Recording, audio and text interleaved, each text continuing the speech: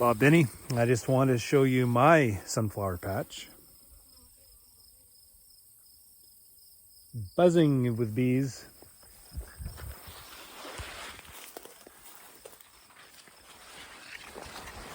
This field is a half section, kind of split up with the water run.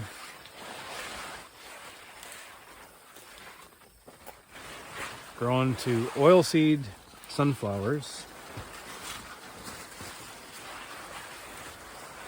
Just after I get through the headlands here, looking at, well into bloom.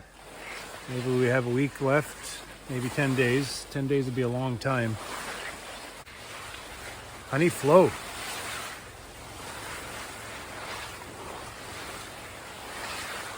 So as this late canola finishes off, we're moving directly into sunflower. I have 1 yard, 2 yards, 3 yards, 4 yards hitting this. So roughly 200 colonies. And I can hear the hum. This field needs more bees. Come upon one of my BCB yards. Just doing an assessment. We have canola still blooming around this area. Finishing, blooming, like probably 5 days. And probably 10 days a mile away that way. And I think that's where they're going right now. That's going to finish things up, other than the clover all over the place. So, I hope I get through August long weekend with flow. We will see.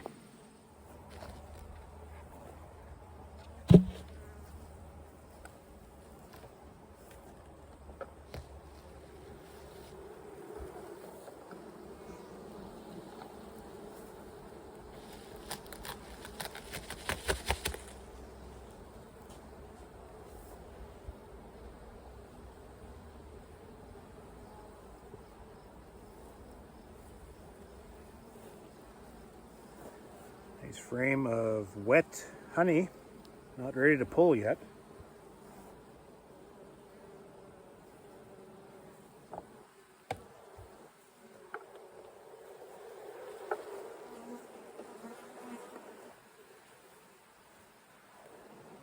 A box, pretty much a box. Looks like both sides. This side's a little heavier than this side. It's interesting because you'll notice you think that when you put colonies together like this, they merge together and they all work together, but they don't. They keep to their own. So this colony, and that colony,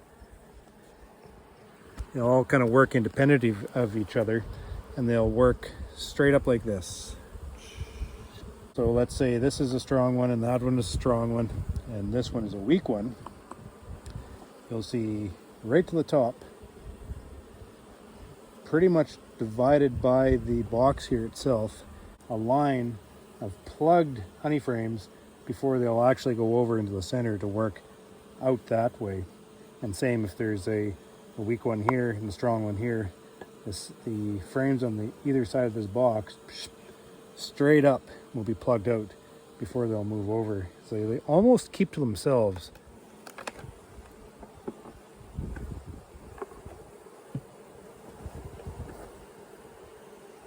Box of honey.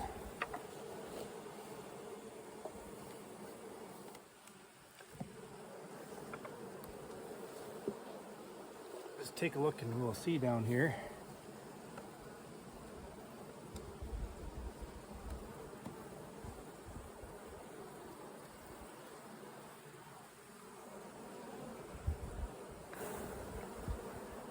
Both units look good from the top.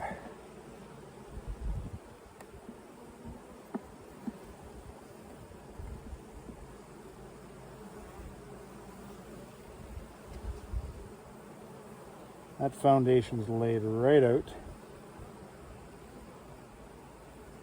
You can see her.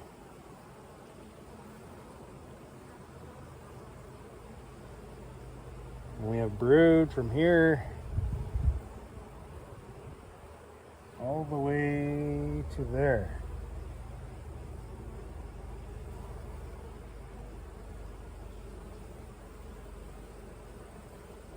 Slabs of brood. Emerging brood and larvae.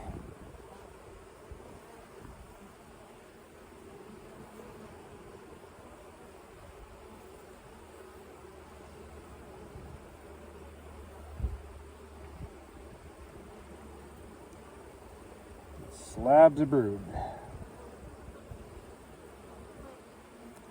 So that's going to emerge. That's going to free up a lot of space for the queen to keep on laying. And this is going to drive a lot more bees up into these honey boxes to catch this flow before it ends. This is a Emily Huckster queen. I think she'd be on this frame for all the eggs on it.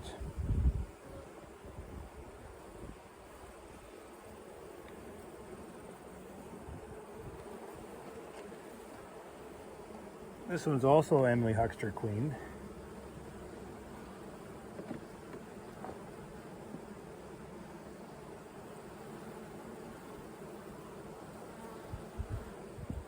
Got a food frame here. Nicely drawn out foundation.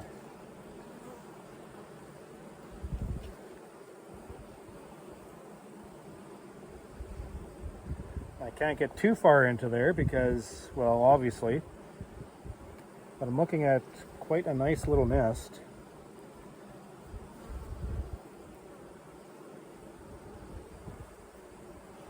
You know, I can't wait till this brood emerges and then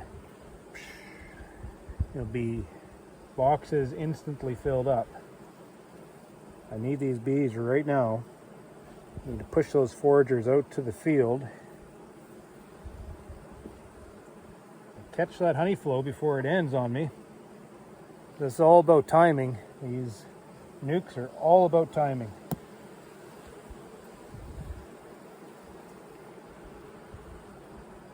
You need to get them made up young enough so they don't swarm. But at the same time, you got to get them made up strong enough or so they peak while there's still flow. That's the tricky part. But when we can get that, then we get boxes of honey.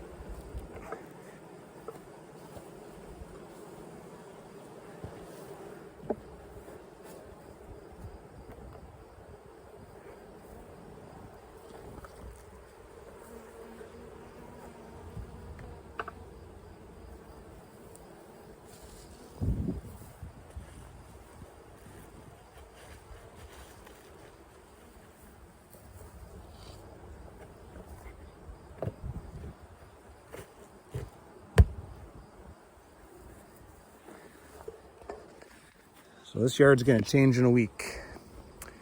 The landscape's going to change in a week. I'm going to lose all my flowers except just a few late fields. And that's where I hope these bees are able to access this honey flow to fill those boxes up. So I guess time will tell. We'll be back in 2 weeks. And I guess we'll see if I have the timing correct here.